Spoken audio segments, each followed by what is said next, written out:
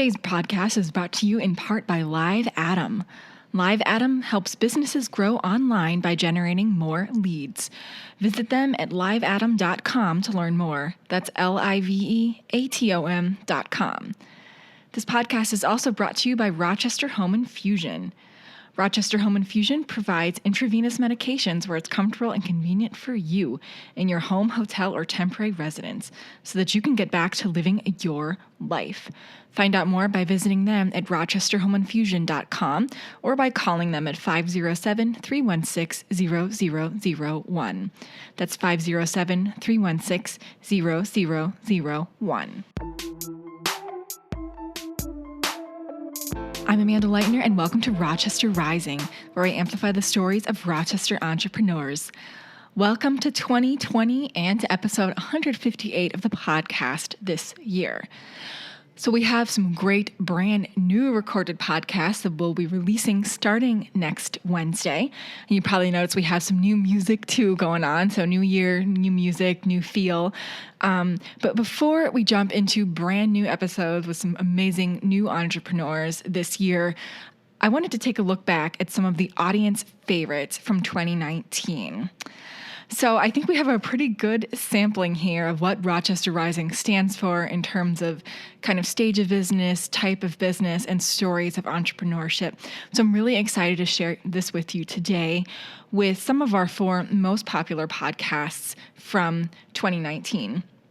Starting with episode 146 with Kayla Fjelsted with Swoon, Lash, and Beauty Lounge, then on to episode 140 with Amy and Linda Lorber of Figue, a retail food business, then to episode 153 with Stefan Madansingh with the Mayo Clinic Office of Entrepreneurship, and finally wrapping up with episode 156 with Nashauna, Johnson, Lenoir, and the Journie program.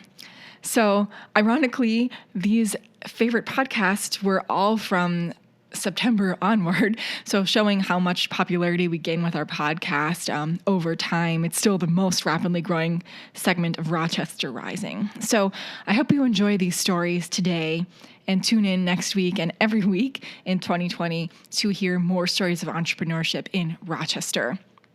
We are always looking for great Rochester-based entrepreneurs for the podcast.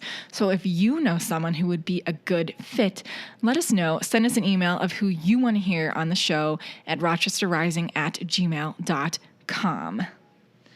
We'd like people to nominate other people, not themselves. So those will definitely take preference if you're nominating somebody else. But we want to know who you want to hear from and the types of stories that you want to hear. So let us know. Again, at rochesterrising@gmail.com, or you can shoot us a message on our Facebook, Instagram, or Twitter profiles. And you can also find this podcast through many different platforms. You obviously found us some way, but you can find us on our website at rochesterrising.org. You can also find this podcast through Apple Podcasts, Spotify, and YouTube. So you can check us out through any of those methods. All right, so now on to the podcast today, sharing some of the audience favorites from 2019. So we're going to start today talking with new to Rochester business owner, Kayla Fjelsted, from episode 146. So Kayla is not new to Rochester. She's actually a Rochester native, and she's the owner and founder of Swoon, Lash, and Beauty Lounge, which was a new to Rochester business this summer, and it's located on Broadway, really right across from where we record here in Collider Co-working. So this is a beauty salon that specializes in eyelash extensions, and Kayla opened her first Swoon, Lash, and Beauty Lounge in Edina, so this is her second location. All right, so now let's listen into a little bit of episode 146 with Kayla Fjelsted.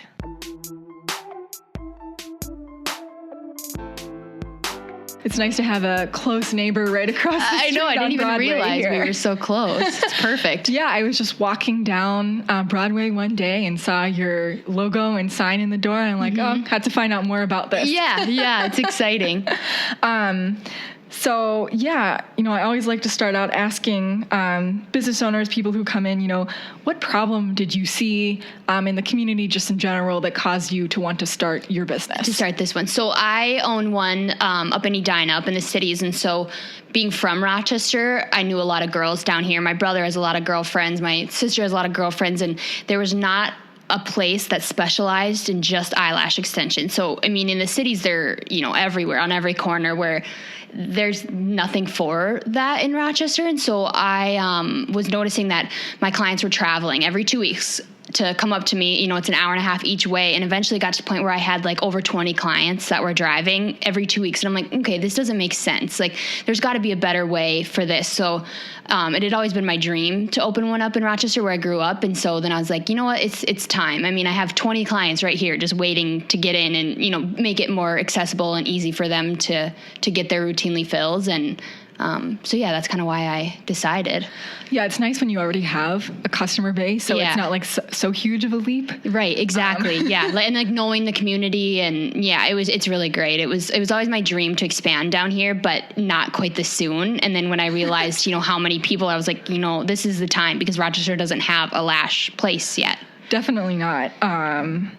So, do you want to talk a little bit about Swoon? So what kind of services you provide there? Yeah. So we're a beauty salon that specializes in eyelash extensions. So we're not like your typical hair salon. We strictly do eyelash extensions, and we do, one of my employees does eyebrow tinting and then waxing. So our main thing is eyelash extensions. We really try to specialize in that, and that's what I think was needed in the community too.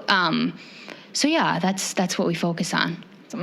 So your one in Edina has been open for longer than the one in Rochester, right? Yep. So it's about a year and a half. And that one, I actually started out of my basement. Okay. And so I started my little side hustle out of the basement. And so that's kind of the same thing. It got to be to the point where it was like, I have so many people coming in and out of my house every day, where it was like, it's time. It was like time to take the leap. And then all the laws changed. And now it's required even like to have your house as a salon or to be in a licensed salon in order to even do the eyelashes, which makes sense. So it was like that friendly little nudge I needed to like get out and like start something. And so same kind of thing. Like I just realized like, all right, it's time. So that one is like a salon suite. So it's just a little room. It's just me in there. And then I jumped to a bigger space down here. Awesome. And this one's been open since midsummer? Yep. Mid-June. Yeah. Mid-June, okay. Yep. We started pretty slow. And then we, all of a sudden, like the second week, we were like, oh my gosh, like this can actually, be something. And, it helps being from here and knowing people around here, and people are talking, and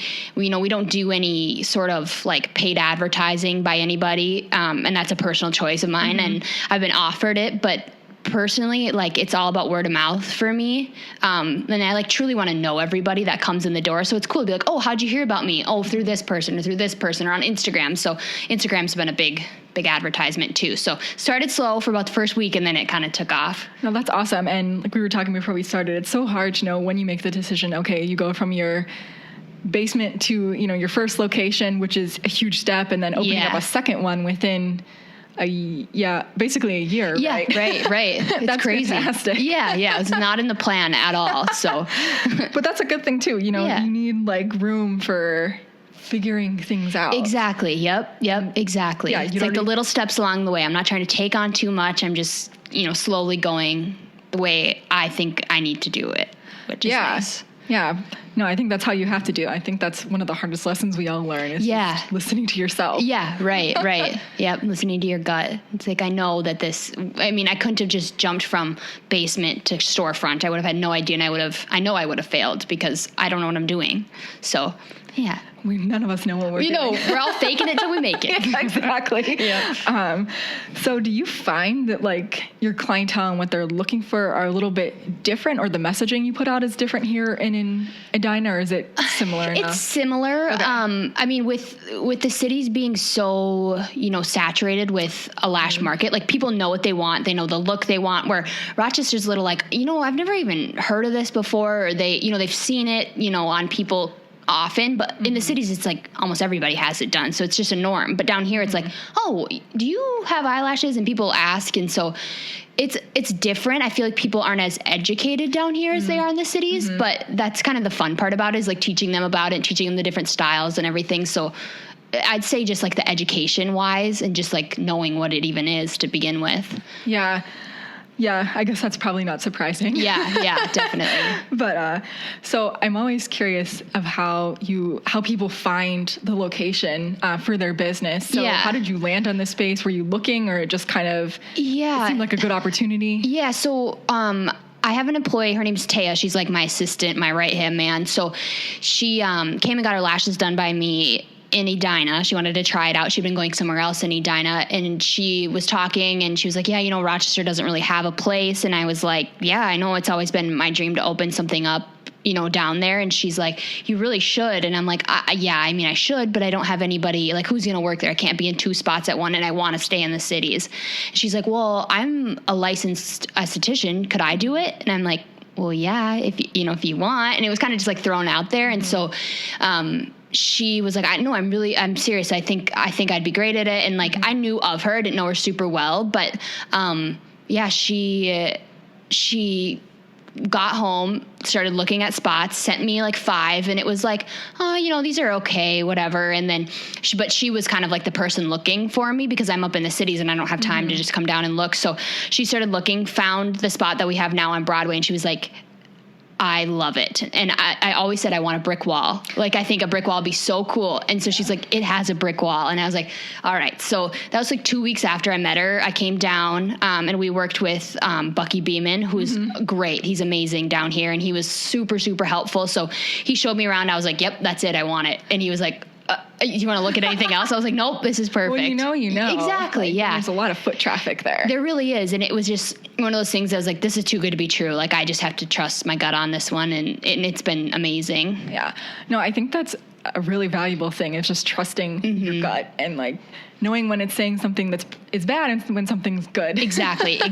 Yeah. Yep. Knowing the difference. Yeah. So it's funny. So that space used to be the precursor to, this co-working space, yes, the precursor was over there. Gotcha. And then it turned into Yoga Tribe, and now it's Swoon. So it's amazing. That's so cool. It's had many lives. It has. All supporting new businesses. And there's so much history in there too. Yeah. You know, talking with the owners who live above there, like they know so much about the spot and like preserving it and keeping like its, you know, charm to it, which is really cool. And I really like that about them. Yeah. There really aren't that many brick buildings in Rochester anymore besides downtown. Yeah. It's so cool. I love it. Yeah. So it's definitely nice to, be an old space. Yeah. And have that feeling. That little, and like the cozy feel. Like, I want it to feel like a lounge. And I think that brick wall really just kind of ties everything together. Yeah. So, you know, I think entrepreneurship, like, it's challenging, like we were talking about, and you have to be really wanting to do it. So what's your passion for bringing this service, for running this type of business in 2 locations? It kind of just started as like something I was doing for fun up in the cities, and like kind of just like a side gig. I mean, I don't have a business degree. I have an associate's degree that's just in liberal arts. So I don't have the necessary education typically that most people would think, like, okay, you need a business degree, you need a master's to start a business, right? Most of us do not. Right? But like that's just kind of what society, I think, tells you. So I just, I kind of started as like, this is just some side thing. And then when I moved into the suite, it was like, people were like, oh yeah, so like you run a business. And I'm like, I mean, like kind of. I mean, I wouldn't necessarily call it a business. And then once I got busier and, I created like a brand, it was like, it just like made sense. And then knowing Rochester and loving Rochester and bringing something to the place that built me was like my ultimate goal. And that's ultimately what I wanted. And I'm good with these 2 locations. It's like, I don't want to go anything else. More. I'm like, I love the cities. I love Rochester. We're good. You never know. You never know. I'll say that now. No, I think that's incredible success to do that much in a year and a half. Right, so I give you a lot of credit. And for, and the thing is, like, no one, like, there are, I don't know, in my opinion, and people who I talk to, almost nobody has an actual business degree. Right. I think it's so much about like the hustle and the work you put into it that, it's kind of like about the heart. That there's so much you can learn from like you're talking about Instagram and new stages of marketing. Like, who's going to teach you that in business school? Nobody. Exactly. Yeah. You got to stay up to date on the latest stuff, and that's important. Yeah. Between podcasts and, just stuff out there. Mm-hmm. I don't listen to it, but get the social media examiner email every week. Okay. And it's just, I don't know, it's really useful. Like, it has like little Instagram tips and Facebook tips. Right. Because that's ultimately free advertising for everybody, absolutely. Which is the best. Yeah, exactly. If you target the audience well. Yeah. Especially for very visual businesses, exactly. It's like a slam dunk. Why not do it? It really is. Yeah. Now we're going to switch gears a little bit and head over to episode 140 with Amy and Linda Lorber of Figue. This is also a new to Rochester business in 2019. Amy and Linda are a mother and daughter team. They were the team behind Gardenair, which Amy will talk a little bit about in the podcast today. And Figue is a retail space that just opened on 16th Street Southwest that hosts cooking classes. It stocks other local food products and is a general celebration of food. All right, so now let's listen into a little bit of episode 140 with Amy and Linda Lorber of Figue.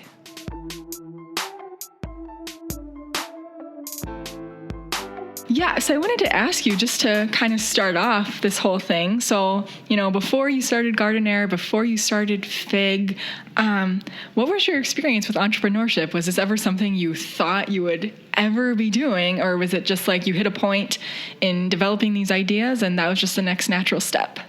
Well, I had lived in Nashville for 14 years, and I had worked in a law office and doing some HR jobs, but then my sister and I actually started a part-time job with a jam company. And so that was kind of my first foray into entrepreneurship and craft food industry. And so I loved it immediately. It was very rewarding to get to create something, which was what I was kind of missing in my other jobs. And so when I moved to Minnesota, I knew that was something that I was passionate about. I'd started learning about all these small food businesses, and it was just really exciting for me. So I talked Mom into starting a business here. I had grown up with a big garden. Mom was always preserving, doing jams and soups and, pickles and all that kind of stuff when we were little. And so it was something that was very, natural to me to be doing. And so we decided that we would start out by just joining the Rochester Farmers Market. And so in Minnesota, there's a cottage food law, that you can use so that you can just sell at the market. But we immediately knew that we wanted to be able to wholesale to other businesses and sell our product. So we actually started getting our licensing through the state immediately, when we started. And so that was why we kind of, I don't know how we got started in that. Yeah. And I find it interesting, and myself included. I think it's super common for people, they grew up around these things, they had these passions when they were younger, and then, it might take you a while, but you kind of come back to them in the end. It's very true. And run with it. I don't know why, but I think, as a core, we don't change that much as people, Yeah, it's very true. No, and it feels good, right? It's kind of a safe and happy place. There's good memories attached to that. It's comforting. And so, I don't know. Yeah, I was really drawn to it. So I'll start by asking you about Gardenair, because that's where you started. So Sure. For people who might not know about it, kind of what is that business? Yeah. So we grow organic herbs and some produce. We also source things from other local farmers, and we make several different products. We've got tea blends, tisanes, spices, syrups that you can use either like for cocktail syrups or just for sweetening up, beverages and desserts and cheese plates and stuff. And then we've got a line of shrubs, which are drinking vinegars. So that's kind of our more unusual product, I guess. And so that's, it's got the tang from the vinegar, the sweetness of the fruit, and you can use that to flavor up water. You can use it again in cocktails and drinks. You can whisk it with olive oil and use it as a vinaigrette. And then for fun in the winter, we've been doing drinking chocolates and marshmallows. So that's kind of our product line. Fun. So right now, people mainly can get it at the farmer's market, and then can they order it through your website as well? Yeah, through our website. It's also in town here. You can get it at the Co-op, at Dwell, at Forager. And so there are some local places. La Petite Cafe. Okay. She brews all of our teas, and we've had some different restaurants in town use our syrups and shrubs for cocktails and stuff too. Yeah, the Cottage Food Act is certainly a really great thing for entrepreneurs. I don't know if the only thing I know about it is how it exists in Minnesota. I don't know if it exists in other states, but it seems really useful for a lot of businesses when, it's really hard to go all in and you have to kind of test your market first. Yeah. Well, and so we could operate under it in Tennessee. It was actually a bit less restrictive than Minnesota's, whereby they'll allow you to wholesale some product, there as up to like $250,000. Here, you're not allowed to do that at all. So they, and it is different from state to state. And so that's one of the challenges too in starting a food business is just learning the rules. And there are lots of them. Yeah, I think the food and beverage market is nothing to mess around with not following the rules. Yeah, exactly. And it'll get shut down really fast. I mean, anything. But that's not a good thing to mess with. Right. So you grew Gardenair for 8 years, right? As a family business Well, no, actually we've just been open for 3 years. 3 years. Yeah. Okay.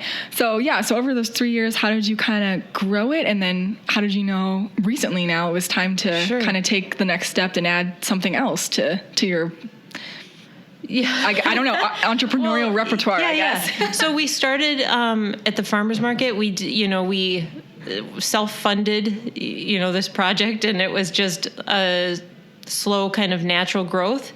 And we started adding on the other wholesale accounts, selling product online, and kind of just growing organically that way. And then we started getting pretty darn busy. And one of our biggest problems, honestly, was just finding commercial kitchen space. So that's a challenge in town here for a lot of other small food businesses is just, that those spaces are, some of them are like secret. People do not want to share this, because it's hard to find. And we had rented space here in town.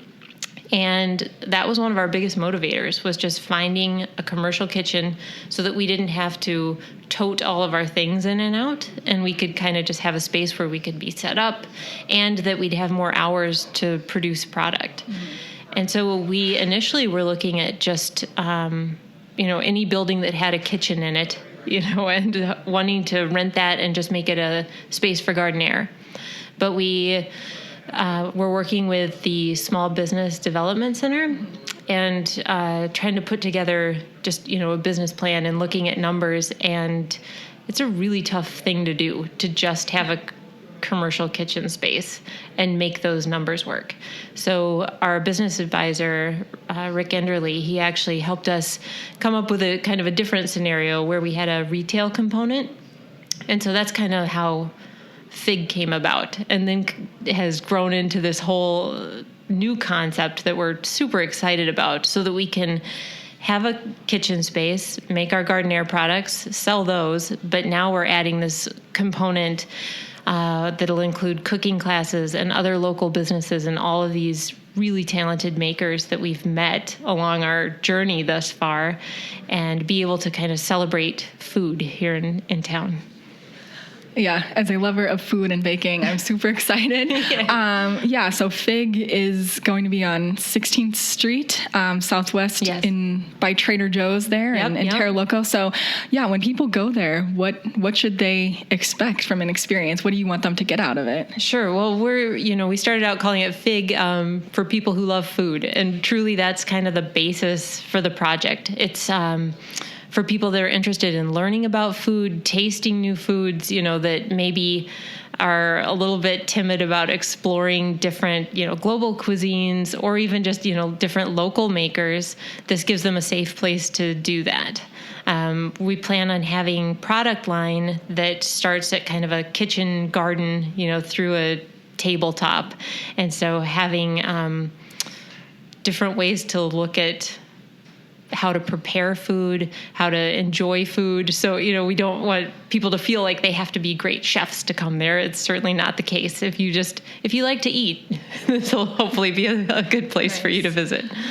And I think that's certainly a gap, and it might just be me not being aware of cooking classes here, or just things that you can go. But, we were talking about baking before, and I've been trying to learn how to do things like cake decorating. And you don't realize, like, it looks so easy. Everyone makes it look easy. Not. And then you try and it's like, oh my goodness, this is like a hot mess. Like, then that's an understatement. Like, you know, and it's not something that you want to watch. I mean, you can watch videos, but it's so much easier to go and have a real person, like, hands-on.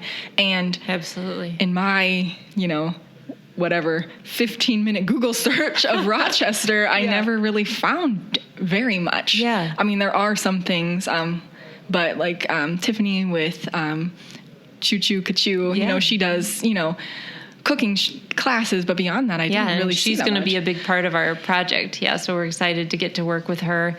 We've got, she's going to be teaching all sorts of different Asian food classes, but then she also is, you know, a great baker and lover of all types of food. And so we're also working with Vincenzo and Cheryl Ness. They have his is called Vin Chef Cooking, and she's got Love in a Tuscan Kitchen, so we're going to have Italian. I'm going to love that. Yeah, right? So she does Italian baking, so yes, you're in. So I need to go, so then I won't have Jell-O panna cotta and other nonsense. Yeah. Yeah, no, I'm looking forward. That'll be fun. Yeah, and we have found a true wealth of knowledge here in town, right? We've got this beautiful kind of melting pot of people from all over the world, and so what a great opportunity to get to learn how to make authentic dishes from all of these different places. And we're excited to learn it. We're excited to get to share it with people. I think it's going to be a really, you know, fun way to learn about different cultures and their food.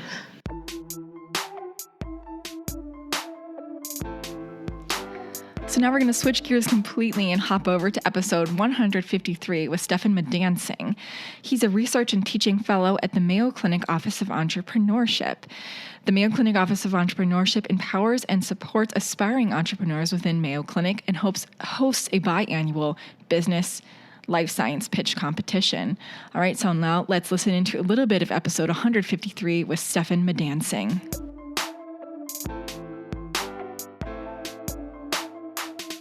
I'll start by asking you, what is the Office of Entrepreneurship? Because I don't think many people in the community really know too much about it. Sure. So the Office of Entrepreneurship is a office at Mayo with the goal of empowering and supporting aspiring entrepreneurs within the Mayo Clinic community. So our goal is to help build this culture of innovation and entrepreneurship through education programs, through grant writing supports, through community events, primarily the Walleye Tank, which we'll be talking about a little bit more today. Yeah, and I think that education piece is so important because, well, I just recently it is new, so I shouldn't say I was late behind the wheel, but Kauffman Foundation just put out a new business plan for I guess America. It's called I'll have to look it up. Start Us Up or something. But anyway, it has 4 pillars of the way that at a legislative level and a community level, we should be thinking about entrepreneurship. You know, a lot of the times, and we won't get political, but a lot of things are geared towards more bigger businesses. So how do you support businesses that are just starting up, hence the name Start Us Up.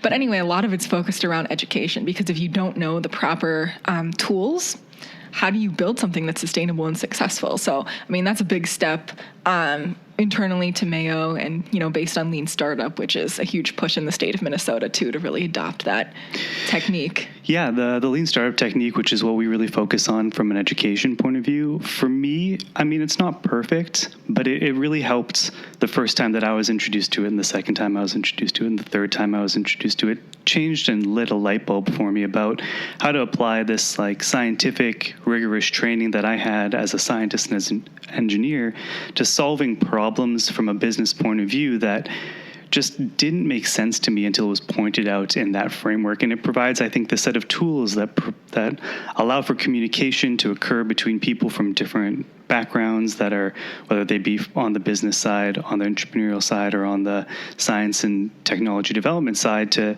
speak the same language and try to understand problems from multiple perspectives. I think it's a really helpful tool, and that's why we really focus on it in the education that we provide. Yeah, no, I really enjoy it too. As a scientist, having a business hypothesis, going out and testing it. Otherwise, you're building a product in a vacuum for who knows who. Absolutely. So it's a good technique, or a good tool set to have. So the Office of Entrepreneurship has roles internal to Mayo and then in the community as well. So can you talk a little bit about the different kind of products and services on both those levels? Yeah, so primarily internally, we focus on those education pieces, like I mentioned. And so we have one class that we've run a series of time, which is a case studies and entrepreneurship class, and it's run through CCATS. We have a series of other classes that are being built and being offered throughout the next upcoming year, as well as an upcoming certificate program and master's program in innovation and entrepreneurship, which will be starting up later in 2020, which we're really excited about. So we're working to build some more course material about that. Also internally, we provide support for grant writing. We provide support for accessing other resources along inside the Mayo ecosystem and engaging closely with the Office of Translation and Practice and Mayo Clinic Ventures to help promote the idea of innovation and aspirations of entrepreneurship, to support the members of our community that might be interested in taking on those challenges. The next things we do outside of the Mayo sphere, technically, is to try to really, again, reinforce and promote that culture of entrepreneurship in the greater Rochester area. And the primary way we do that is through the pitch competitions that are held biannually with the University of Minnesota and are sponsored very strongly by the Collider Foundation, which is fantastic. We love to have them around and supporting us throughout the years. And this year, we're happy to announce Medical Alley as another sponsor, which has been great and really helping us to broaden our reach and access in the greater Minnesota ecosystem. So we're very excited about that, and it is coming up soon. Yeah, I think that whole ecosystem building is so important. So it's great to see the Office of Entrepreneurship playing a role in the community. Because we can't support our entrepreneurs alone. Yeah. And so we're trying to, and I kind of have this aspiration of bringing in speakers and groups from around the Minnesota area on a semi-regular basis. We were successful in bringing Mary Grove from Revolution Ventures and Rise the Rest earlier in October to do a little bit of a fireside chat and talk about some of the work that they're doing. And we're excited to have Deed represented to talk a lot about Launch MN, which is coming up, and that's very exciting. So Nina Mulgard will be at the Walleye Tank to talk a little bit about that, which is great. Yeah, that's exciting. Yeah, I'm tomorrow I'm doing a podcast, or I need to record it today, about Launch MN. I heard Neela talk last week, and they're actually coming out. Well, this will air after that one. But anyway, there's 2 pots of money out right now, the innovation grants, which I'm sure, there's a lot of interest internally for that, which there should be, because there's an SBIR STTR match for phase 2. There's money for ecosystem building, which has never, to our knowledge, been recognized in the state as, and it's not even it's for doing the work that you're already doing. It's not for, my understanding, expanded efforts, you're already doing it. It's not for someone to get into it, which I think is fantastic. It's really exciting. Yeah, I think that's going to be a great initiative, and we're looking forward to seeing what kind of comes from it. Yeah, no, I'm really excited, and we have, a lot of interest in the area. We have Xavier Fergola on the board, as well as Christine Beach from the area, so it's really exciting. You started in this role during the summer, right? Just a few months ago. No, maybe not. Kind of, not technically. Depends who's listening. So no, that's not true. It's been October 1 was when I started. Yeah, that's right. Okay, so it's really been 6 weeks. It's been a busy 6 weeks, but it's been really good. It's I think I've been familiar with the ecosystem, and you and I have known each other for a little while as well, and so it's not been a complete culture shock to me, but it has been busy, and it's been a lot of fun. I've been enjoying it. So what's your really passion for this role for entrepreneurs, and what do you want to accomplish during your time with the OE? What would be a win for you at the other end? And I know that's a hard thing to answer, but yeah, I think a big part of it for me is kind of the realization I've had over the last few years being a staff scientist and a researcher, is that I'm most motivated when I'm around exciting new ideas, and that's what I really love. And so I've been looking for ways to start steering my career towards a path that allows me to engage in innovation and entrepreneurship more effectively. And this was a perfect fit for me at the time. I come from a background and working in startups prior to coming to Mayo, and I love it. And it's when I'm at my most passionate and excited about the science and the work that we're doing. So this has been a great opportunity, and I'm really excited about trying to help push forward not just the educational tools that we're using at Mayo, because there are just these phenomenal scientists and engineers and innovators in the ecosystem, but also to better get embedded in a local ecosystem like I was in the last city that I lived in. And it's exciting. It's the best way to describe it. I really love it. Yeah, no, I agree with that. It's best just to jump in. And you've been out to a lot of stuff in the community, which is great. That's the only way, like you said, to learn about it. Get out and get outside the building, right? Something like that. Yeah, get outside and explore. Okay, so we wanted to talk about Walleye Tank, the Office of Entrepreneurship's life science business pitch competition. I think it's in. Is this the 8th Walleye Tank? I can't even remember. 7th? Is it the 7th? I think it's 7th. I wanted to say that the Rochester ones were the odd numbers, and that could Minnesota ones are the even numbers. Well, it's been since 2016, so biannually. So whatever that ends up being. It's 7 or 8, somewhere between 6 and 8. Let's put it that way. So, what is Walleye Tank for people who, I'm assuming most people know what it is, but maybe some people don't. I think you started off perfectly. It is a life science. It's a pitch competition with a life science lean. It's typically, we are looking for companies that are in the life sciences realm, but not exclusively necessarily. It is a Y Combinator style pitch competition with 3 categories catering to the whole range of startups in terms of development. So we have very early stage, basically just conceptual startup companies, all the way to professional post-revenue companies pitching their ideas to a community of investors, entrepreneurs, scientists, researchers in the Rochester area and really all over Minnesota. So we've been pretty successful in bringing people in from across Minneapolis and the northern parts of the state as well to participate and or pitch. I think we may actually have a couple people from outside of Minnesota pitch this year as well, which we're looking forward to. That'll be exciting. And this year we're offering cash prizes for each of the groups. There's small nominal cash prizes really to kind of help boost the next small ask for each of these groups. And of course, the ongoing prize for participation and success in the Walleye Tank has always been preferred entry to the Minnesota Cup, which really is a big step ahead for lots of these small startup companies.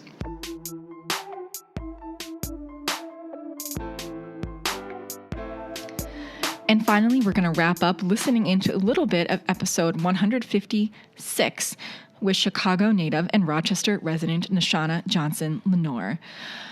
Nashauna launched the Journie program in Rochester, which is an 8-week life skills program for teens. So now listen into a little bit of episode 156 with Nashauna.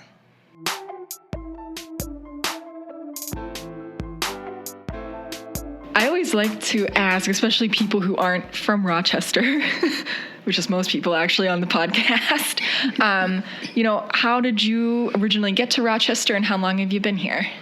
So I originally came to Rochester about 7 years ago from Chicago, Illinois, and I got here in a car with my cat and my plant and my twins in the front seat, and in the back of my car was full of my clothing, and I came here just for a better environment for my children, and that's how I got here. Yeah, I feel like a lot of people's story, or my story at least, was I expected to be here for like 2 months, and now it's been like 12 years. Mm-hmm. I don't know if that's similar to your story, if it was going to be like 7 weeks and it's 7 years now. Yeah. When I first got here, it was more so I'm going to go to a safer environment because I have family, lots of family that live here. And during the time that I came here from Chicago, the violence was starting to increase. It wasn't as bad as it is now, but the violence was definitely increasing, and my kids went to private school, which was kind of expensive, and at the time, the Rochester Public Schools was a very good environment for kids, so I just figured it was time for a change, and we've been here 7 years now. Awesome. And we're just in time today for the snow and whatever other nonsense is going on out there today. Yep. It's a bunch of nonsense. So we wanted to talk about Journie, the nonprofit that you started and have been running here. So I'll start by asking you first, what need did you see here in Rochester for something like this? Wow. So I saw a need for the youth, especially the minority youth in the community, to have some form of inclusion. A lot of the youth that were here were either involved, if you were like a young man, you were involved in like basketball, but what about those who don't play basketball? There was pretty much nothing for them to do. And then the young ladies who were not cheerleaders, because when I first moved here, community education wasn't really big on cheerleading. So I just didn't think that there was any programming available to youth in the community who were not into sports. And I wanted to be able to provide programming for those youth as well. I think that a lot of our youth, not just in the Rochester community, but all over the world, I believe that they lack direction and they lack mentorship, and they lack a lot of skills that are necessary for their development and their growth. And I think that it means a lot to me to be able to provide some of this stuff, because growing up in foster care, I had that support, and that's what helped to mold me into the woman I am today. And so when I see youth who don't have that same support that I received growing up in foster care, it just scares me, and it just makes me want to do something about it. Yeah, mentorship is so important, and I think, that's such a special message, recognizing the need to give back and pass along, what we received. Because everybody doesn't have it, and that's absolutely an unfortunate reality. So you started Journie a few years ago. I thought I had the year written down, but apparently I do not. But you want to talk more about the specifics of Journie and kind of what it offers, because you have an 8-week program of different educational offerings, right? Yes, absolutely. So the Journie program, I started the Journie program back in 2011 here in Rochester, Minnesota at the Boys and Girls Club, when the Boys and Girls Club was on the north end of town, working out of the north building. It's like right next door to, I believe it's called the Gage East building at that time. And that Journie program, it kind of originated from a award that I created back in Chicago called the YLA Award, which is a big thing. If you Google You Can Chicago and their YLA Award, I created that when I was 11 years old. And it's 20 years down the road as of June this past year, and it's still doing remarkable things. And I want to do something like that here in Rochester, just to kind of keep the torch lit. And I started as a YDP to pay off a non-insurance pay ticket. Mm-hmm. And that turned into me becoming a youth development professional for the Boys and Girls Club. And then quickly I became the teen director there, where I ran the Journie program. And the Journie program is a life skills program for teenage youth. And like you said, it's an 8-week program where we cover different topics in our workshops, as far as getting to know me, relations and relationships, coping skills, importance of education, money management, law and legal rights, and where are we going? Who am I is our last workshop, which identifies, the youth will identify with who they are and explain to others who are involved in the program with what they've learned and where they intend to go. And the purpose of the program is to connect them with a lifelong mentor. Which, again, I think is so important. Having that mentor, having this framework really kind of valuable information that you're learning, especially who you are as a person, which a lot of us get into adulthood and we don't know who we are as a person. So yeah, being able to think through that really during very formative years is really, really important. When you're looking back on this program, you know, and now you're moving into kind of your next group of students, what's a huge win for you? So what do you want to accomplish each time you interact with the kids? Oh man, so that's a very exciting question for me. Every group of teens that I work with, I learn something different from all of them, and I uncover different abilities and talents that I have for myself. One of the youth that was in my program back in 2012 at the Boys and Girls Club, her name was Rosalind Moore, and she amazes me every time I hear from her.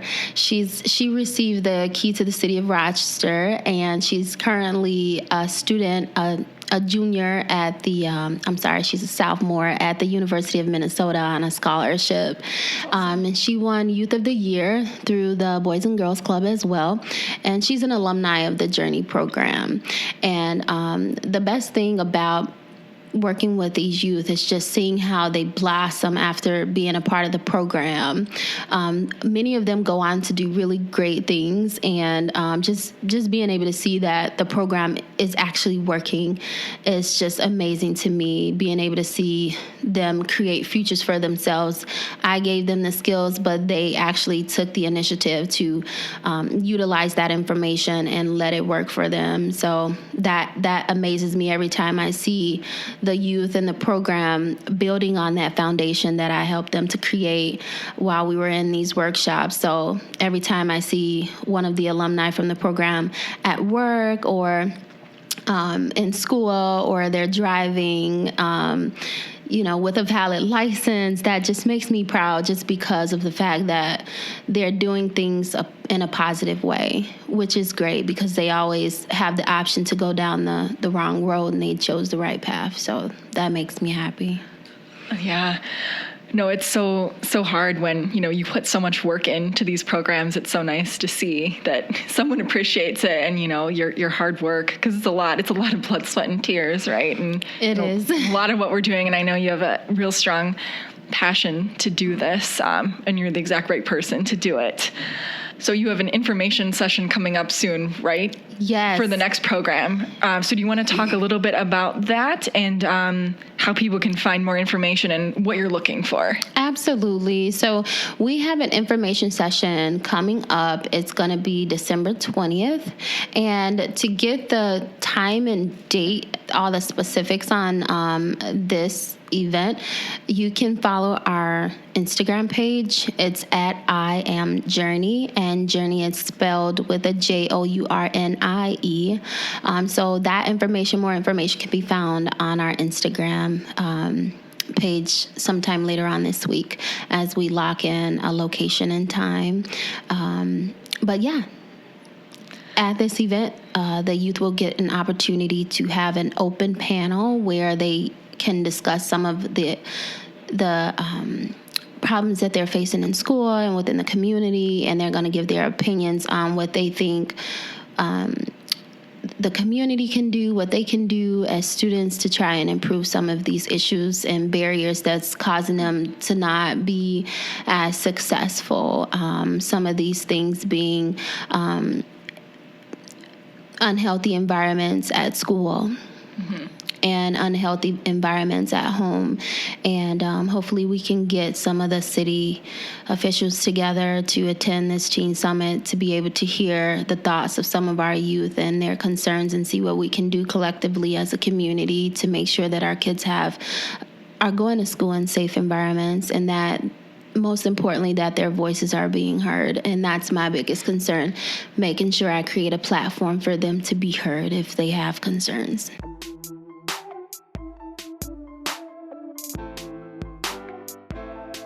Thanks for joining me for this look back at some of the audience favorites podcasts from 2019.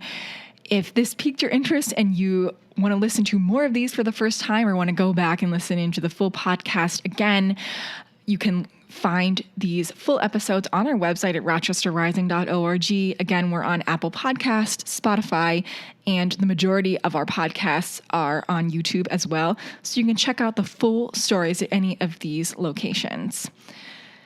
For more stories of entrepreneurship and innovation, you can certainly head over to our website at rochesterrising.org and find a ton more of podcast, article, and video content. So you can check us out there as well.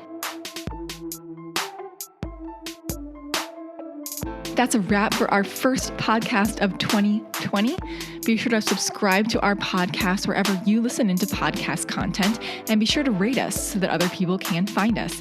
We'll see you here again next week with a brand new episode.